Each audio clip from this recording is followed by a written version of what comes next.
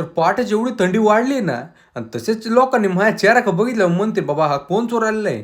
अरे बिनफुकट मार खायचं बाबा मी.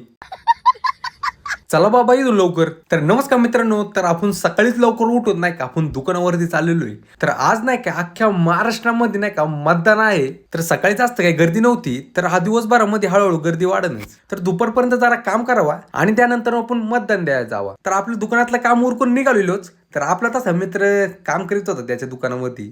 त्याला म्हणलो येतो जरा वोटिंग करून. तर सांगायला गेलं ना, तर मी पहिल्यांदा मतदान करणार आहे. आता आपल्याला पुढे गेल्यावर अनुभव कळेल. गर्दी तर बऱ्यापैकी होती, त्यामुळं नाही का मतदान लवकरच झालं. अरे तेवढं बोलायचंच राहिलं की तुम्ही पण मतदान केलंच असाल आणि पहिल्यांदा कोणी कोणी केलंय ना त्यांनी मला कमेंटमध्ये सांगा. कळलं पाहिजे माझ्यासारखं कोणी पहिल्यांदा केले मतदान. केस तर मला बरीच वाढवायची होती, तर मला हीच मेंटेन नाही होत, तर मोठी झालो कशी मेंटेन व्हायची. त्यामुळं नाही का मी कटिंग करायलाच बसलो आणि मंडळी तेवढं फॉलो करून जावं की